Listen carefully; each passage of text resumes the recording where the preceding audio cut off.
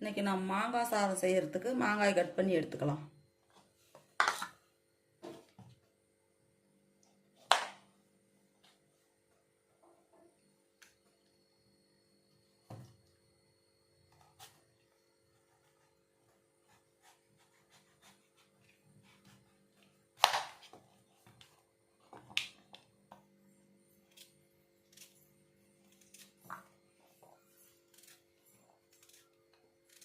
பாருங்க, எல்லாம் கட் பண்ணி எடுத்தாச்சு. ஜாரில் போட்டு வச்சாச்சு. துருவின தேங்காய் 1 கப்பு, 1 மூடி தேங்காய் துருவி எடுத்து வச்சுருக்கிறேன்.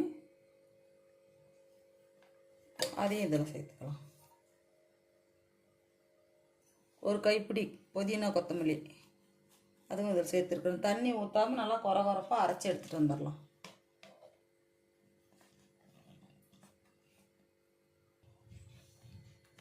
பாருங்கள், அரைச்சி எடுத்துகிட்டு வந்தாச்சு. தண்ணியெலாம் ஊற்றக்கூடாது, கரகரப்பாக நல்லா அரைச்சி எடுத்துகிட்டு வந்தாச்சு. இந்தளவுக்கு அரைச்சா போதும், ரொம்ப நைஸாகவும் அரைக்கக்கூடாது. இது இப்படியே இருக்கட்டும். இப்போ எண்ணெய் விட்டுக்கலாம்.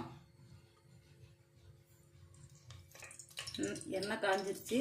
ஒரு பிரியாணி இலை, 1 பட்டை, 2 கிராம்பு வாசத்துக்காக போட்டிருக்கேன். ஒரு பெரிய வெங்காயம் பொடியாக நறுக்கினது, அதையும் இதில் போட்டுடலாம்.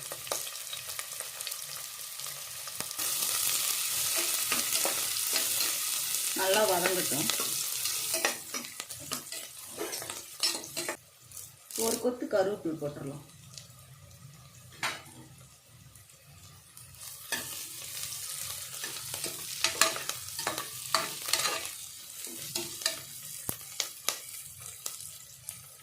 பாருங்க, பொடியாக கொஞ்சம் நான் இஞ்சி நறுக்கி எடுத்து வச்சுருக்கிறேன்.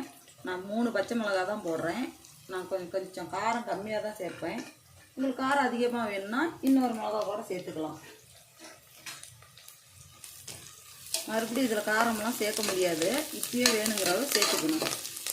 நல்லா போட்டு அப்படியே வதக்கி விடலாம்.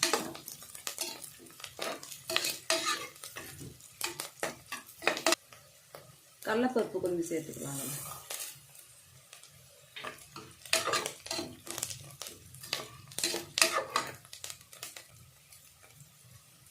அப்படியே வதங்கட்டும். ஒரு 7 முந்திரி போடுறேன். சாப்பாட்டுக்கு நல்லா டேஸ்ட்டாக இருக்கும் முந்திரி போட்டு செய்யும்போது மாங்காய் சாதம்.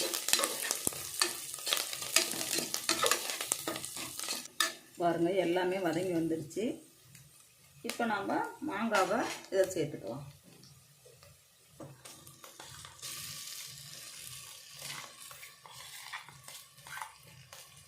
அப்படியே ஒரு 2 வணக்கம் வதக்கி விடலாம். பச்சை மாங்காய் சீசன் தான், எல்லாருக்குமே கிடைக்கும். வாங்கி இப்படி மாங்காய் சாப்பாடு செஞ்சு பாருங்கள், அவ்வளோ டேஸ்ட்டாக இருக்கும். நான் செய்கிற போலவே. பாருங்கள், நல்லா வதங்கி வந்துடுச்சு. இப்போ நம்ம அரிசிக்கு தண்ணி சேர்த்துக்கலாம். நான் வந்து 1 டம்ளர் அரிசி ஊற வச்சுருக்கிறேன். 2 டம்ளர் தண்ணி சேர்த்துக்கலாம்.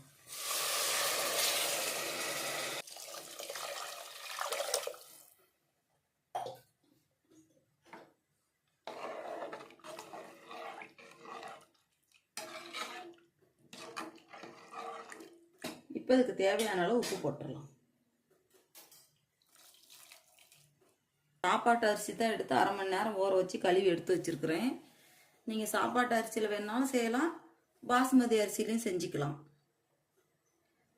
பாருங்கள், நல்லா கொதிக்குது. இப்போ நம்ம அரிசி இதில் சேர்த்துக்கலாம்.